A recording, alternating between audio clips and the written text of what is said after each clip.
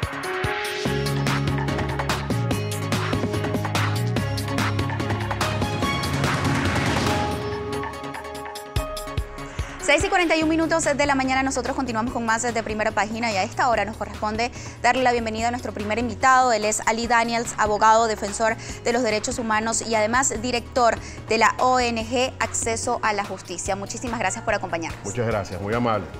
El tema que está dándole la vuelta al mundo es la situación de Venezuela, que ayer consiguió una banca en el Consejo de Derechos Humanos de la Organización de Naciones Unidas al recibir 105 votos. ¿Cómo se puede traducir esto? Porque ha habido mucha controversia. Por un lado, el Ejecutivo Nacional ha felicitado a la alta comisionada para los derechos humanos de la Organización de Naciones Unidas, Michelle Bachelet, indicó que por fin triunfó la verdad dentro del seno de la ONU. Y por otro lado, vemos a Juan Guaidó, que antes aplaudía las decisiones de la alta comisionada para los derechos humanos de la Organización de Naciones Unidas y ahora llamarla de avalar las violaciones de derechos humanos en nuestro país.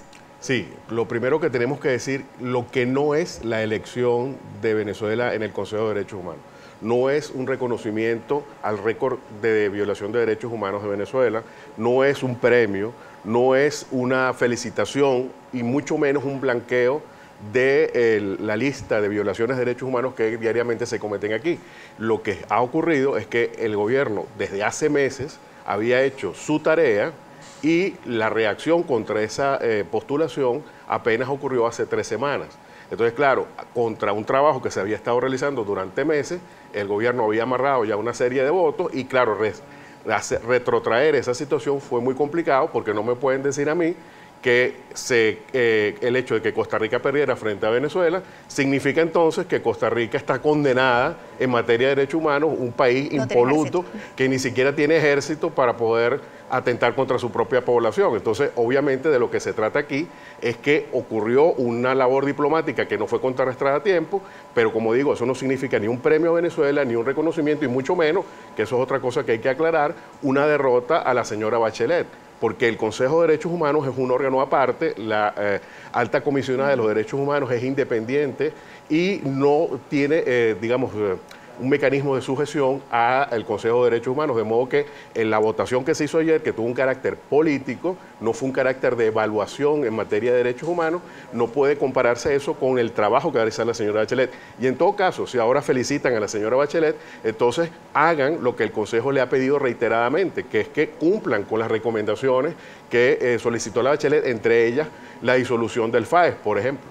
Ahora, a propósito de eso, en reiteradas oportunidades el Consejo de Derechos Humanos de la Organización de Naciones Unidas ha exhortado al gobierno del presidente Nicolás Maduro a cumplir con estas recomendaciones que en una primera instancia presentó el 7 de julio, después fue ampliado hace algunas semanas, pero con esta incorporación de Venezuela dentro del Consejo de Derechos Humanos, de alguna u otra forma puede estar comprometida en cumplir con estas recomendaciones, bueno, ya que forma parte. Efectivamente, esta supuesta victoria del gobierno se le puede convertir en una espada de doble filo. ¿En qué sentido?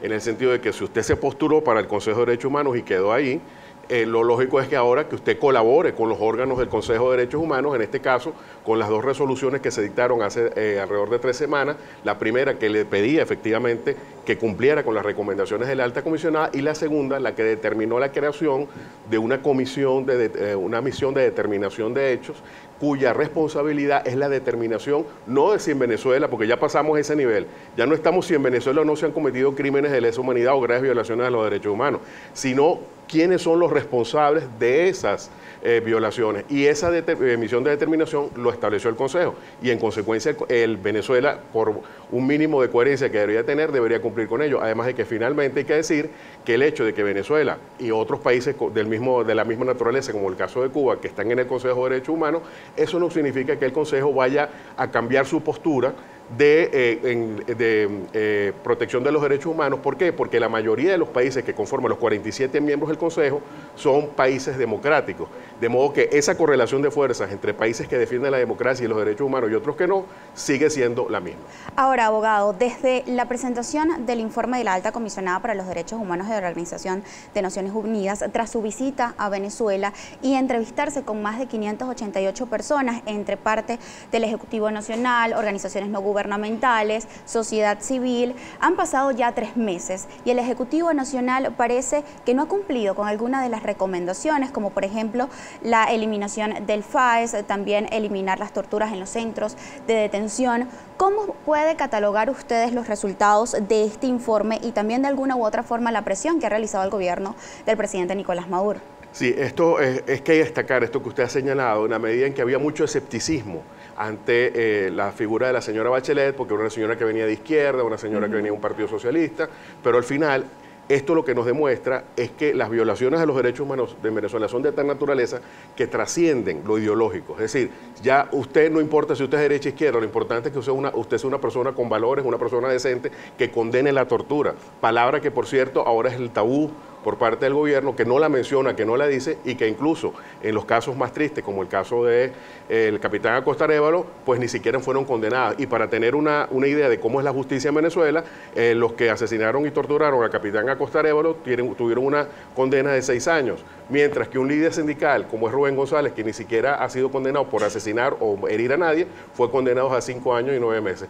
5 años y 9 meses por supuestamente atentar contra una custodia y 6 años contra unas personas que torturan y matan.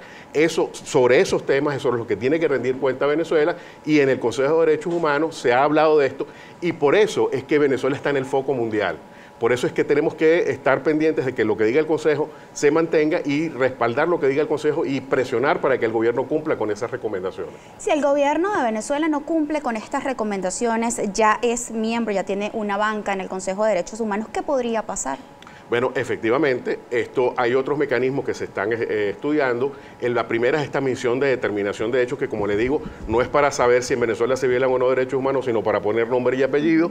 En el caso de la anterior misión de determinación de hechos, que fue el caso de Myanmar, también conocida como Birmania, se pasó una lista de más de 100 personas responsables, desde los que cometieron materialmente los hechos hasta los responsables regionales y locales, de manera tal que la Corte Penal Internacional rinda cuenta. Entonces, como ven, ese informe se entregó en septiembre del año pasado, y en junio de este año se abrió ya en la Corte se cerró la averiguación preliminar y se pasó ya a la parte de la Corte, con lo cual hubo un avance. En Venezuela debemos llegar a ese nivel de investigación. ¿Cómo estamos en materia de derechos humanos, abogado, aquí en nuestro país? Porque hemos visto como resultado de la Mesa de Diálogo Nacional la excarcelación, no liberación, sino excarcelación de varios denominados presos políticos. Ayer el fiscal general de la República, Tarek William Saab, anunció la posibilidad de la excarcelación de más de 24 denominados presos políticos. Sin embargo, se llevó a cabo solo 16. ¿Cómo están en esta materia? ¿Ha ayudado la Mesa de Diálogo Nacional para la liberación de estas personas, las excarcelaciones? En ese sentido, cualquier mecanismo que permita la liberación de presos políticos que han sido injustamente encarcelados, nosotros no nos oponemos a ella, porque al final significa la libertad de una persona, de los cuales quiero destacar la libertad, por ejemplo, del tuitero que puso en un tuit en la ruta pública, además de la ruta del avión presidencial, que ha sido recientemente excarcelado y que efectivamente no significa libertad plena. Ese es el tema aquí, que hay puertas giratorias, como ya he dicho, foro penal, que gente que sale y después vuelve a entrar, o casos peores, que gente que estuvo unas horas libres y al poco tiempo fue encarcelada. Por eso ese tema es muy importante, porque lo que demuestra es en qué tipo de estado nos encontramos. Un estado donde, por ejemplo, las liberaciones de personas que están sometidas al control de los tribunales no se negocian con los jueces, sino que se negocian con el Poder Ejecutivo. Esto nos dice mucho del tipo de gobierno que nosotros tenemos, que no es precisamente democrático. En cuanto al hacinamiento en los centros de reclusión de nuestro país, uno de esos puntos que también destaca el informe de la Alta Comisionada para los Derechos Humanos de la ONU ha sido desmentido por parte del Ejecutivo Nacional. Sin embargo, ella tuvo acceso a funcionarios que efectivamente le confirmaron que había hacinamientos, algo que hace algunas semanas me confirmó el Defensor del Pueblo aquí en Primera Página, que sí había hacinamientos y que estaban realizando los trabajos necesarios para resolver esta situación. ¿Cómo está la situación en nuestro país? Sí, lamentablemente las ONG especializadas en la materia han dicho que no solamente no ha mejorado, sino que ha empeorado. Incluso ya hemos visto casos como el de Anaco, donde ya hay casos de tortura también a ese nivel, lo que pone en evidencia una vez más la falta de controles, la falta de vigilancia y la falta de supervisión, porque no puede ser que en Venezuela, por ejemplo, un estudio que hizo Provea del año 2013 para acá, se hayan detectado 488 casos de tortura, algunos de los cuales ocurrieron en centros de reclusión. Entonces ya no es solo el problema de la sobrepoblación carcelaria, que ya en sí mismo es una violación de los derechos humanos, sino está el tema además de las torturas y los malos tratos que sufren nuestros privados de libertad. Abogado, cuando son las 6:51 de la mañana, de inmediato nos corresponde realizar una nueva pausa comercial. Como siempre, los invitamos a ustedes que comiencen a interactuar a través de nuestra cuenta en Twitter, Primera Página, con la etiqueta Primera Página. En la próxima parte estaremos leyendo sus preguntas y comentarios. Ya regresamos.